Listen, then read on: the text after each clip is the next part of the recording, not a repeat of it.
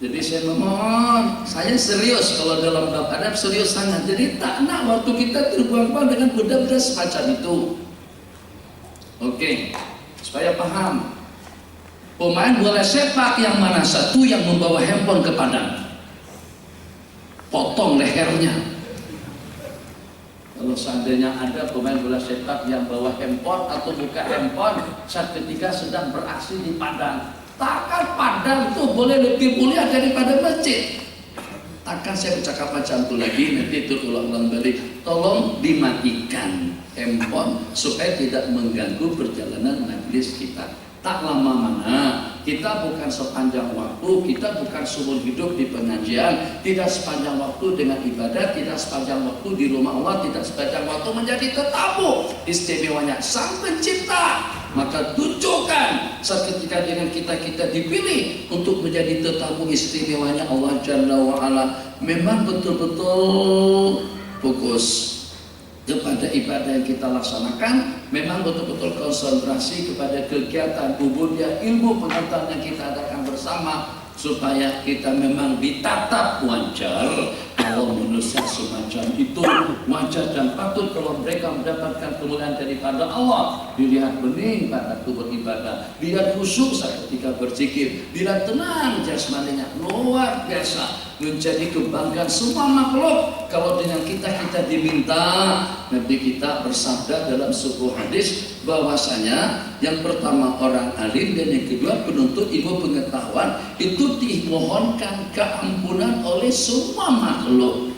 Macam mana sampai dengan semua makhluk? Mampis samawati wa mampil ardi, memohonkan keampunan dan juga mendoakan agar kita mendapatkan rahmat di sisi Allah Subhanahu wa taala. Itu karena mereka merasa bangga sekali ketika dengan kita meluangkan waktu untuk agama, meluangkan waktu untuk ibadah. Kita cukupkan sampai di sini dulu, mudah-mudahan jangan terulang. Tuh tambahan saja sekedar untuk mengingatkan kembali di Allah. Setelah semuanya masuk ke dalam surga, maka dengan Pak Lum, Pak Ti, dengan Haji Mansur, Haji Maskur, Haji Majrur, Haji Mabrur, Haji Makmur, Haji Madukur, yang ror semuanya tadi itu teringin nak berjumpa dengan teman-teman mereka. Insya Allah Allah Maha Santa segala-galanya. Jadi mungkin barangkali yang kontra, yang beda politik juga, saya nak tengok partai atau juga nak tengok kawan-kawan saya daripada partai lawan. Boleh tak tanya sama malaikat yang pada itu semuanya sudah berada di dalam surga, pengen waktu berjumpa dengan tetangga, pengen mau berjumpa dengan kumpulan malaikat, boleh tak kira-kira dengan kami nak berjumpa dengan teman-teman di masjid besi yang pada waktu kami di dunia kami sama-sama mengikuti pengajian dan syekh marah-marah pada seketika itu. Mereka boleh. Coba tengok ada macam mana ceritanya. Macam sederhana sekali. Yashtaqul ikhwanu ba'dhum ila ba'dhin, masing-masing merindukan antara satu sama lain. Saya teringin nak jumpa Haji Mansur, teringin nak jumpa dengan siapa, yang pada waktu di dunia kita pernah terkumpul. Qala fayasiru sariru hadza ila sariri hadza. Nabi kita bersabda, maka dengan katil yang ini berjalan mendatangi katil yang sana. Katil yang sana bergerak, yang lebih kurangnya seperti kehendak Anda. Hanya bahasanya seketika itu Nabi kita sederhanakan. Nabi kita tak guna bahasa teknologi. Nabi kita tak guna bahasa yang kita gunakan sekarang ini. Nabi kita tidak pernah sebut tentang pesawat, tidak pernah sebut tentang Boeing 777 yang hilang, tidak pernah sebut tentang Airbus 380-380. Sebab sebagaimana saya katakan dahulu, kalau Nabi kita sebut tentang jenis-jenis transportasi yang kita gunakan sekarang ini, Nabi kita kata nanti kalian atau juga dengan umatku di akhir zaman, mereka akan menggunakan kereta api, mereka akan menggunakan pesawat jet, mereka akan menggunakan Boeing 777. Mesti para sahabat Nabi kita tengah-tengah terbuka. Jadi mungkin Sayyidina Abu Hurairah akan bertanya sama Sayyidina Abu Bakar, Abu Bakar, berapa Abu Hurairah? Boeing itu apa sih sebenarnya? Boeing itu? Aku pun tak tahu. zaman modern nanti, di zaman setelah 1500 tahun yang akan datang, ada yang namanya pesawat Boeing, pesawat Airbus. Nah, jadi kalau kita gunakan bahasa itu nanti akan membingungkan para sahabat Nabi kita. Nabi kita tidak akan kecukupan waktu untuk menjelaskan tentang modelnya seperti apa, bentuknya seperti apa, canggihnya seperti apa. Nabi kita hanya gunakan bahasa katil yang itu berjalan menemui katil yang sana, artinya dengan mereka diberikan leluasa untuk saling berkomunikasi dan juga berhubungan dengan tempat duduk, dengan tempat yang mereka tempati. Qala wasaridu hadza ila hadza hatta yajtami'a jami'an, maka semuanya terkumpul di tempat yang sama. Fayattaqi'u hadza wa yattaqi'u hadza, yang ini duduk santai, yang itu juga duduk santai, yang itu duduk menyendar, yang itu juga duduk menyendar. Fayaqulu ahaduhuma li sahibi. Tengok ini yang di sini yang saya masukkan, yang kita masukkan. Maka berkatalah salah satu daripada mereka setelah duduk relax santai. Hari itu tidak perlu ada bagi bang, duduk bagaimana saja, duduk bersila di dunia. Nah, kalau di akhirat dalam surga duduk santai aja, masalah tabarakallah, sambil bersimbang. Jadi duduk yang iktiras, duduk tawarruk, atau juga duduk ika. Nih duduk iktiras, yang kalau pada waktu dengan kita meletakkan kaki yang sebelah kiri, yang kiri kita letakkan, yang kanan kita tegakkan tegak lurus. Jangan sengek mungkin bahasa sini. Nah, jangan sampai serong atau mereng. Kemudian berikutnya yang kita sebut dengan duduk tawarruk. Itu sebagaimana posisi yang seperti ini juga, Anda dengan mengeluarkan kaki kiri ke sebelah kanan. Ini yang seperti ini pada waktu di dunia saja. Kalau pada waktu di akhirat sudah tidak perlu pakai songkok, tak pakai songkok, duduk ada tidak berada, ada masalah. Kalau handphone kita pasang di telinga, kita pasang di hidung, kita pasang di mulut, kita pasang di mana-mana pun sudah tak ada aturan di akhirat. Akhirat itu kita nakkan apa saja, khayalkan apa sih yang boleh kita khayalkan, Allah bagi. Itu keadaan di akhirat nanti. Mala ainun ra'at wala udhunun sami'at wala khatara ala qalbi bashar. Jadi antara satu sama lain duduk santai sekali. Jadi tidak perlu beradab.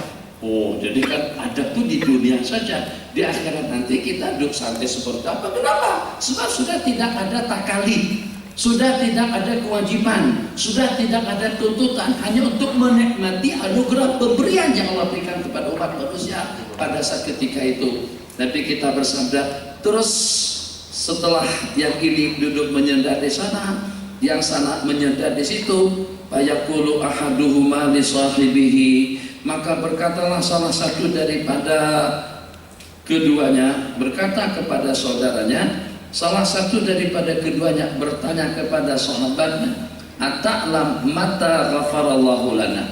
Awak ingat tak? Kamu ingat tak? Perasan tak? Sedar tak? Bila kita mendapatkan keampunan daripada Allah Jalla wa'ala.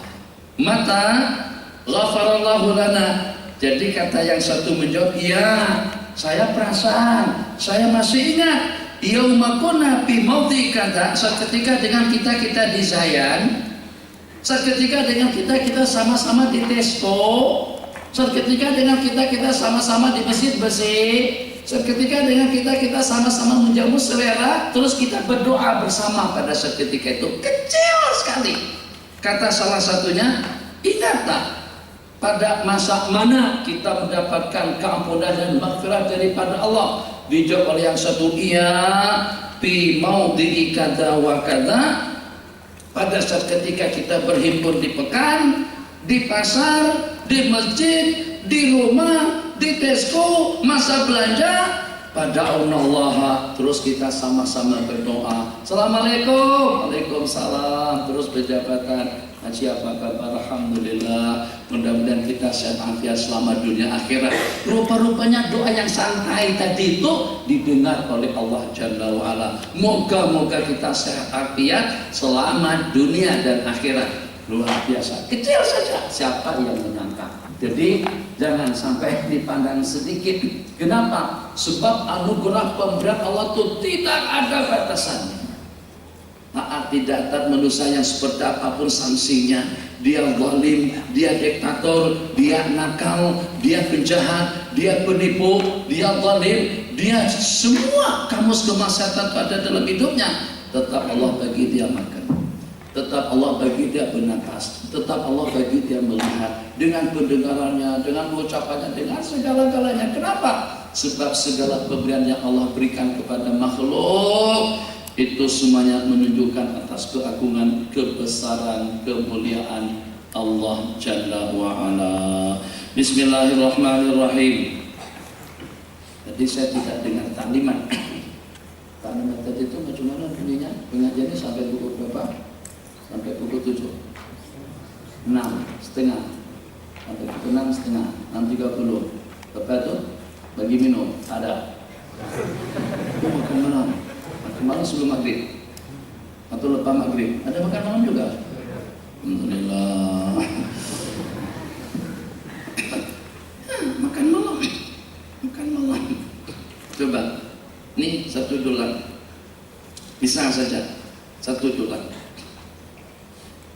Ikannya ada 3 ketui. Sementara yang duduk ada 4 orang.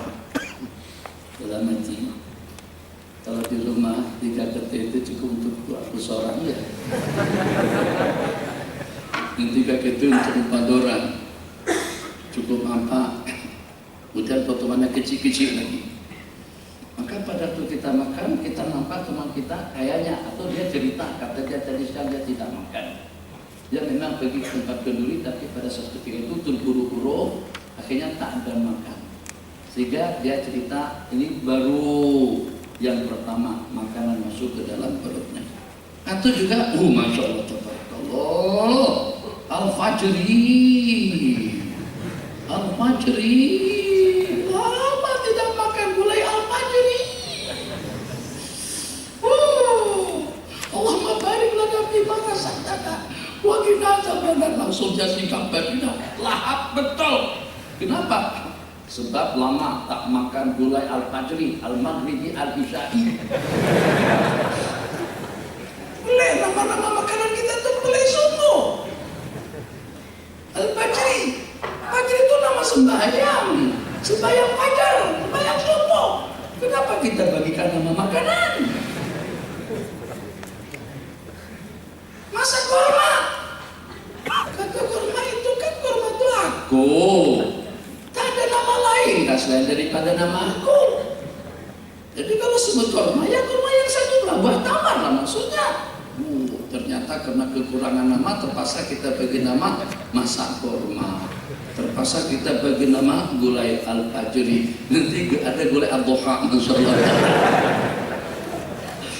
Asal apa sih? Gulai Al-Duha. Kata saudara, itu tahajud sih, itu tahajud. Kan? Tak apa. Masya Allah, tabarakallah. Jadi teman kita tadi itu memang kegemarannya makan gulai Al-Fajri. Menyuapnya banyak sekali. Jadi dalam hati kita pernah bagi dia sedekah, tambah dia sedekah. Jadi kita pada masa ngutip lauk tadi itu kita ambil siki-siki saja. Bukan kita tak lalu makan, tidak, tapi kita nampak dia sangat lahap, sangat suka, sangat selera sekali dengan sajian makanan mandika, burianika, buharika, kebab atau kabab atau apalah dengan sebutannya. Masya Allah, tabarakallah. Yang sebenarnya kita juga boleh mengutip lebih, ngambil banyak pun juga boleh, tapi dalam hati kita sedekah untuk biar tanpa diketahui oleh teman yang tiga tadi itu siapa tahu akan memberatkan timbangan kita, mungkin lebih berat daripada sedekah kita sebesar atau senilai putra jaya. Kenapa? Sebab yang bagi balasan itu adalah Allah Jalla wa'ala. Bismillahirrahmanirrahim. Hadis membagi saf dalam salat jenazah. An Malik bin Ubairah radhiyallahu ta'ala qala sami'tu Rasulullah sallallahu alaihi wasallam min muslimin yamutu fayusalli alaihi salasatu suhuf. Ini diingat, yang macam mana pun ini akan kita alami. Tapi saat ketika itu kita sudah tidak sedar. Pesan kepada anak cucu, pesan kepada keluarga. Kalau tidak pun yang dengan kita praktekkan amalan yang disebutkan di dalam hadis. Pada saat kita akan menyelenggarakan salah satu daripada 4 perkara fardu kifayah, bermula dengan memandikannya, mengkafannya, menyembahyangkannya dan juga menguburkan. Jadi kalau seandainya orangnya ramai, Masya Allah Barakallah. Di antara daripada jenazah yang menyumbangkannya jutaan manusia itu Maulana Syekh Abdul Hasan An-Nadawi yang meninggal dunia pada 15 bulan Ramadan malam Jumat. Di antara daripada jenazah yang disembahyangkan oleh ratusan ribu bahkan sampai jutaan manusia, Syekhuna Syekh Muhammad Yasin Al-Badani, Syekhuna Syekh Muhammad Awi Al-Maliki, itu lautan manusia yang menghantar jenazah di sana tidak guna imbalan, diusung daripada Masjidil Haram sampai ke Malang, dan kita pun juga berpeluang untuk mengusung. Jadi tidak sebagaimana tempat kita kalau seandainya kita angkat jenazah itu daripada rumah sampai ke kubur lengoh kita, tak ada yang menggantikan. Kalau di sana rebutan, sok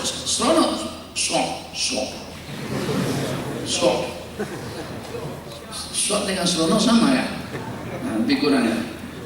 Jadi artinya seperti ini kan jalan musuh jalan. Jadi kalau kita nak ambil, kita ke depan dia, kita pegang kayu tadi itu, angkat, dia pun berlepas. Terus kita ngambil bagian kita paling lama dalam 3, 4, 5 langkah sudah akan diambil lagi oleh orang lain. Sejauh sampai 2, 3 batu kadang-kadang belum tentu kita gagal sampai 3, 4, 5, 6 kali. Baru dalam beberapa langkah diganti lagi, kena ramai sungguh. Dan juga diantara daripada yang banyak menyembahyangkan jenazahnya itu adalah Imam Ahmad Ibn Hanbal rahimahullah ta'ala. Itu bekas telapak kaki itu dikesan dan dihitung, katanya jumlah hitungannya tidak kurang daripada, susah nih berapa satu banyak ke sebelah kiri kepala saya ini di hadapan satu supaya senang. Jadi tidak kurang daripada dalam 2.500.000 orang yang menyumbangkan jenazah Imam Ahmad bin Hanbal. Kita boleh bayangkan.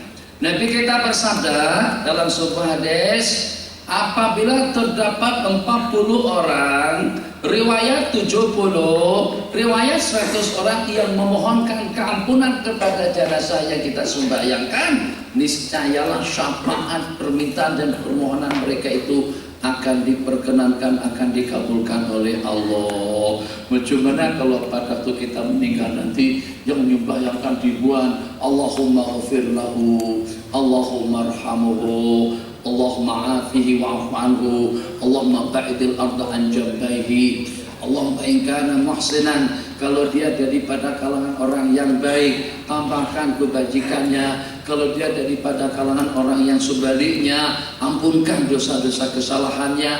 Kalau terdapat 40 orang saja, pasti dan pasti Allah akan menerima syafaat dan permintaan daripada mereka. Bagaimana kalau sampai sekian ribu?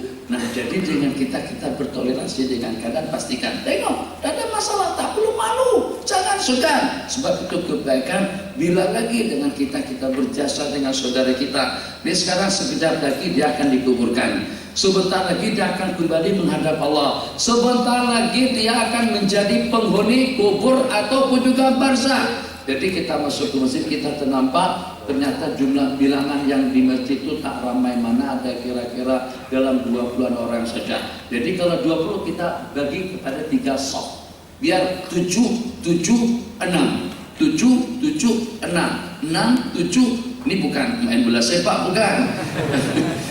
Bola sepak itu 3, 3, 4, itu kan 4, 4, 2 atau 3, 3, 4 ataupun juga 1, 1, 8.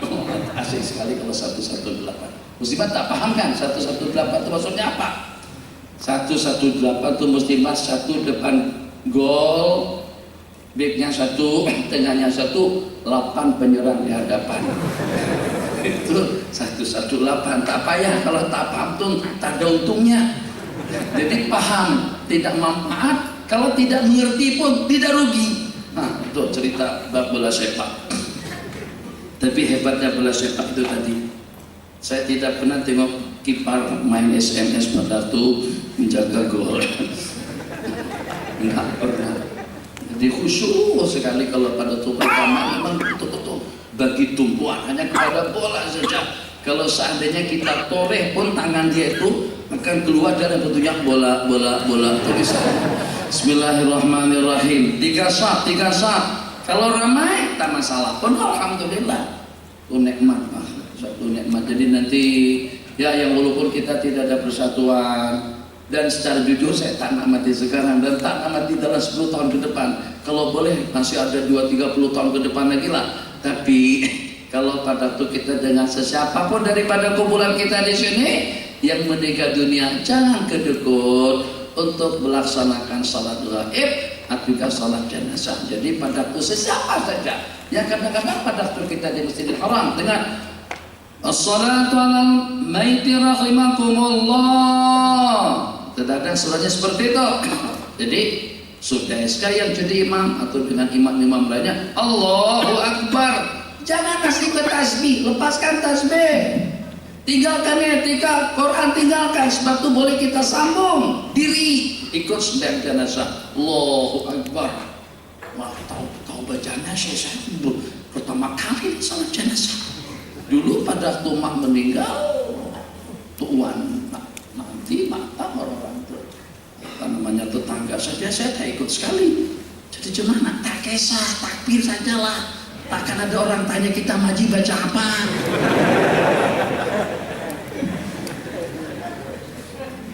Biar malaikat senyum tak kisah. Wah, kata malaikat, ini pertama kali nih, ya ilaha illallah. Cuma anak sudah berumur panjang masih belum tahu lagi atau masih belum pernah melaksanakan salat jenazah itu seperti apa. Lepas takbir yang pertama baca Fatihah, takkan kita tidak hafal Fatihah. Lepas takbir yang kedua kita baca salawat pertengahan yang kedua daripada tasyahud akhir. Lepas takbir yang ketiga doa Allahumma ighfir lahu marhamhum, selesai. Macam itu pun sudah memadai. Lepas takbir yang keempat doa Allahumma la tahrimna ajrahu wa la taftina ba'dahu. Kalau kita tidak berdoa pun insyaallah tidak mengapa. Hati kita memohonkan keampunan kepada orang yang sudah kita sembahyangkan, doa daripada orang ramai. Ya Allah, abang jawab secara jujur, ya jujur menjawabnya. Kalau saya nak minta duit 1 ringgit sama abang bagilah 1 ringgit ya, 10 pun boleh. Pada abang kayak mana bang? Abang sudah jutawan bang. Saya sudah jutawan bang dengan rupiah. Abang kalau duduk di Malaysia tak bakal jadi jutawan bang, lambat. Mungkin sampai beruban kita, sampai putih kepala kita baru kita jadi jutawan. Kalau nak cepat jadi jutawan, datang ke Indon.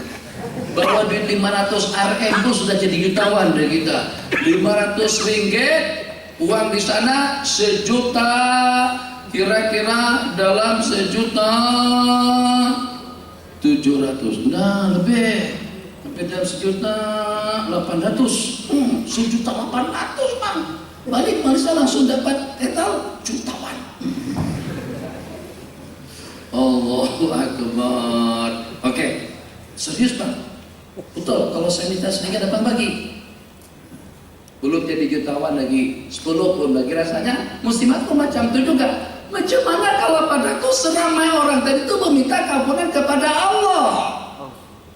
Kalau makhluk yang kerdil saja mampu bagi duit kepada orang yang tidak dikenalnya. Assalamualaikum, saya minta maaf saya belum sarapan pagi lagi, boleh tak berikan saya nasi kerabu, nasi dagan, nasi lemak, nasi goreng, khair, alhamdulillah kita berikan lebih daripada cukup. Kalau seandainya sampai 2-3 bungkus pun mahal mana? Dalam 3-4 ringgitan saja. Masya Allah, tabarakallah. Bagaimana kalau seketika yang sejumlah sekian tadi itu memohon, ya Allah ampunkan dosa kesalahannya, ya Allah beratkan timbangan kebajikannya, lenyapkan segala kejahatannya, luaskan kuburnya, dan sertakanlah dia bersama para nabi-nabi dan rasul yang memintakan doa macam itu tadi. Itu mungkin orang-orang yang tidak ada hubungan keluarga dengan si mati, itu akan lebih besar lagi nilai keikhlasannya. Masya Allah, tabarakallah. Jadi usahakan dan upayakan kalau kita ada kumpulan, kalau kita ada organisasi, maka siapapun yang meninggal daripada jamaah kita kita WhatsApp-kan, kita SMS-kan agar mereka juga berpeluang untuk menyaksanakan salat jenazah atau salat gaib kepada saudara kita yang meninggal. Assalamualaikum warahmatullahi wabarakatuh. Pemberitahuan kepada sahabat-sahabat semuanya, mungkin ramai yang kenal, tapi mungkin juga ramai yang tidak tahu bahwasanya kemarin atau tadi pagi saya mendapatkan berita salah seorang daripada jemaah kita yang dulu bersama kita di Masjid Besi telah meninggal tadi petang. Jadi diminta doanya Al-Fatihah. Saya lihat SMS kan kadang seperti kok Al-Fatihah. Itu siapa tahu tuh yang mengirim SMS pertama terus dikirim kemana akan seperti juga nanti dia diperlakukan pada waktu dia meninggal. Orang tak kenal dia, tapi ternyata orang sebarkan Fatihah tadi itu dapat doa Fatihah daripada semua orang. Gimana kedudukannya di sisi Allah Jalla wa'ala? Itu kita tidak dapat menghitung dengan bahasa angka, sebab yang memberinya itu adalah Allah Jalla wa'ala. Nabi kita bersabda, tidak ada daripada seorang muslim yang meninggal kemudian disembahyangkan oleh 3 saf kumpulan daripada manusia illa wajaba, melainkan dia akan mendapatkan keampunan dosa, atau mana daripada wajaba akan mendapatkan surga di sisi Allah Jalla wa'ala. Wa kana Malikun idza istaqala, Imam Malik kalau pada saat melihat jumlah bilangan yang menyembahyangkan itu tak ramai mana, maka dengan saf-saf di belakang itu akan dibagi 3. Nah, kalau selama kita sekarang tak bagi 3. Tapi kalau saatnya, kalau orangnya hanya setakat dalam 10 orang saja, terpaksa dengan kita 3 yang walaupun satu tidak penuh. Nah, jadi tak penting. Kalau kita satu barisan saja dari situ sana ke ujung sini di surau atau juga di rumah ruang tamunya sebesar dewan kita ini, masya Allah, tabarakallah. Ada, cuma ada. Saya tengok pada masa di Sabah, di Kucing, namu ke rumah seseorang. Masya Allah, tabarakallah, untuk ruang makannya, ruang tamunya cukup untuk kita dalam 100-200 orang berkumpul di situ. Itu masih kecil. Ada kan sering kita di KL sini buat rumah besarnya 26 hektar. Ya bukan rumahnya lah, ada zoo, taman. Helikopter juga boleh mendarat di situ. Kecil, Putrajaya kecil, USG kecil, Salam kecil. Yang besar dalam surga nanti Allah. Dalam surga orang yang paling kerdil, yang paling kecil. Kalau bahasa di sana sebut kelas kambing di dalam surga itu. Handphone tuh bunyi. Nanti itu loh bagi handphone lagi. Jadi yang paling di bawah sekali di dalam surga itu nanti kita bersabda lebarnya besarnya seperti 10 kali dunia. 10 kali dunia ya Allah.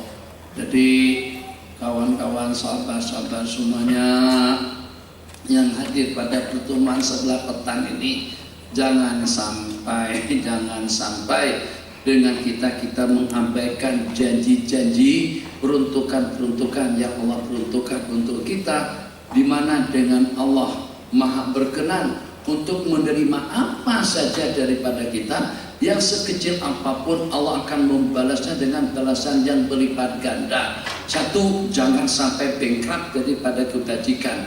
2, jangan sampai tidak mendapatkan habuan maghfirah daripada Allah. Yang ketiga, jangan sampai tidak mendapatkan surga yang abadi. Yang keempat, jangan sampai tidak punya peluang untuk bersama baginda Nabi nanti pada hari kiamat. Kenapa? Sebab tawaran itu Tuhan Haji untuk kita semuanya.